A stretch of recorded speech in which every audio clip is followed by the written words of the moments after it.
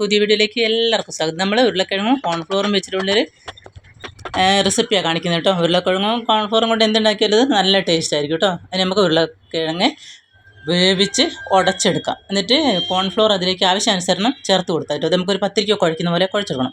ഉപ്പും കൂടെ ചേർത്തിട്ട് നമുക്കിതൊന്ന് കുഴച്ചെടുക്കാം. അതുപോലെ കോൺഫ്ലോർ നോക്കി ചേർത്ത് കൊടുത്താൽ മതി. നമുക്ക് കുഴച്ച് ഈ ഒരു പരുവത്തിലെത്തുമ്പോൾ കുറച്ച് സൺഫ്ലവർ ഓയിലും കൂടി കൂട്ടിയിട്ട് കുഴക്കാം കേട്ടോ.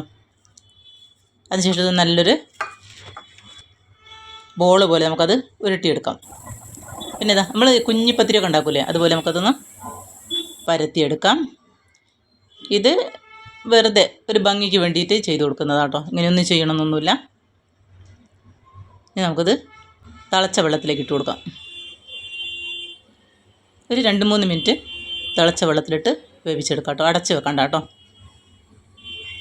അതിനുശേഷം നമുക്ക് സവാള കുഞ്ഞാക്കിയിട്ട് അരിഞ്ഞെടുക്കാം. ഇനി പച്ചമുളകും അതേപോലെ ചെറിയതാക്കി അരിഞ്ഞെടുക്കാം. പിന്നെ കുറച്ച് വെളുത്തുള്ളിയും കൂടി അരിഞ്ഞെടുക്കുക. ഇത് നല്ല സ്വാദുള്ളൊരു വിഭവമായിരിക്കും കേട്ടോ. കുട്ടികൾക്ക് നല്ലോണം ഇഷ്ടപ്പെടും. നമുക്ക് സൺഫ്ലവർ ഓയിൽ തന്നെയാണ് ഞാനിത് ചെയ്തെടുക്കുന്നത്. വെളിച്ചെണ്ണയെക്കാട്ടും സൺഫ്ലവർ ഓയിലാട്ടോ ഇതിനൊക്കെ നല്ലൊരു ടേസ്റ്റ് കിട്ടുക. നമുക്ക് സവോളയും പച്ചമുളകും വെളുത്തുള്ളി എല്ലാം കൂടി ഒന്ന് വഴറ്റിയെടുക്കാം കേട്ടോ.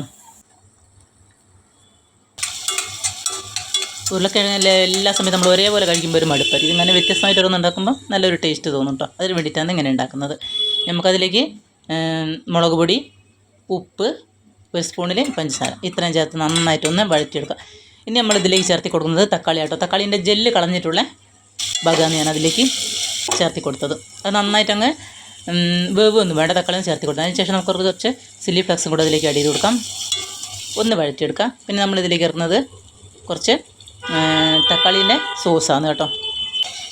അത് നന്നായിട്ടൊന്ന് മിക്സ് ചെയ്തെടുക്കുക. ഇനി നമ്മൾ നേരത്തെ ഉണ്ടാക്കി വെച്ച പത്തിരില്ലേ, കോൺഫ്ലോറൊക്കെ ചേർത്തിട്ടല്ലേ, അത് ഇതിലേക്ക് ഇട്ടിട്ട് നന്നായിട്ടൊന്ന് മിക്സ് ചെയ്യാം. കാണാൻ തന്നെ നല്ല ഭംഗിയാണ്, തിന്നാൻ അതിലേറെ രുചിയാട്ടോ. നല്ല ടേസ്റ്റാണ്. കുട്ടികൾക്ക് എന്തായാലും ഇഷ്ടപ്പെടും. എല്ലാവരും ഒന്ന് ട്രൈ ചെയ്ത് നോക്കുക. പുതിയൊരു വീഡിയോയുമായി നമുക്ക് വീണ്ടും കാണാം. അതുവരേക്കും ബൈ.